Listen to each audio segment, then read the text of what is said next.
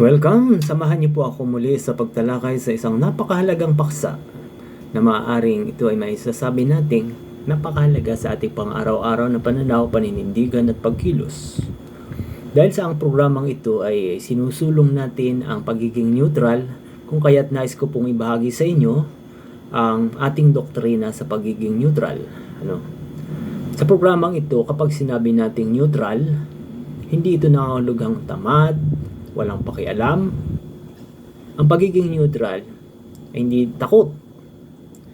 Ito po ay sa ilalim ng ating mataas na antas ng lohika. May tatlong malinaw na antas. Tatlong dimensions ng pagiging neutral. Ang unang dimension po ng pagiging neutral ay neutral na nakaluhod. Ang tawag natin. The submissive neutral.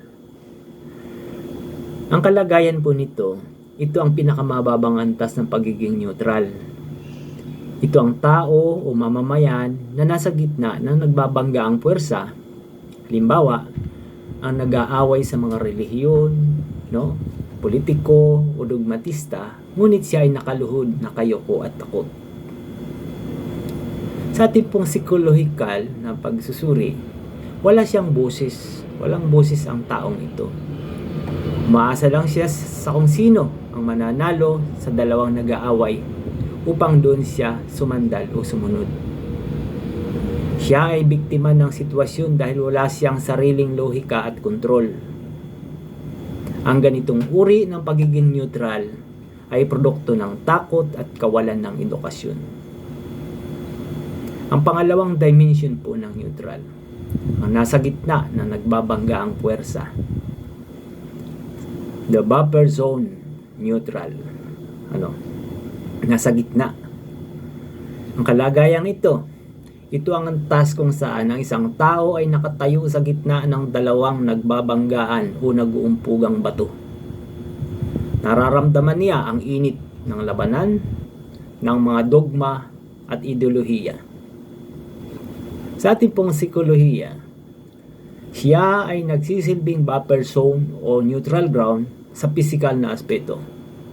Sinusubukan niyang maging patas, ngunit dahil nasa pareho silang antas o level of existence ng mga nag-aaway, madalas siyang naiipit, tatamaan ng ligaw na bala ng emosyon, o puwersang hahatakin ng magkabilang panig na pumili ng kakampihan.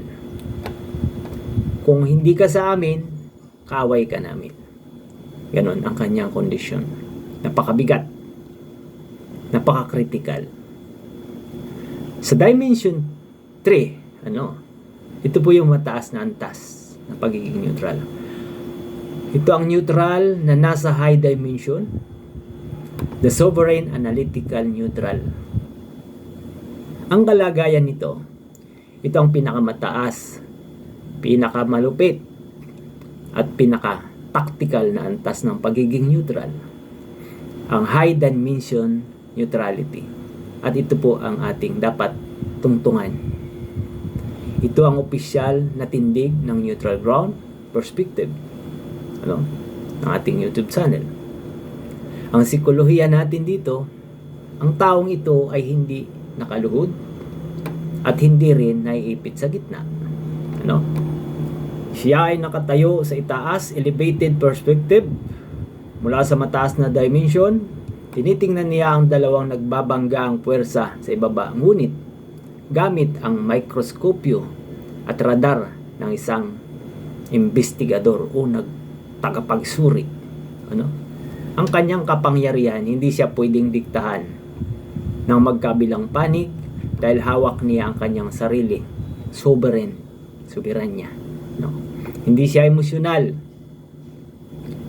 Ang trabaho niya ay hindi pumanig, kundi testesin ang lohika, hubaran ang interes, at ilatag ang universal na katotohanan ng dalawang panig ng may malamig na kalkulasyon.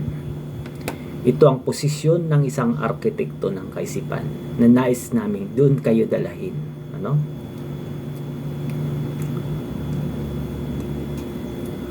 So ito po yung ating balangkas. Ano?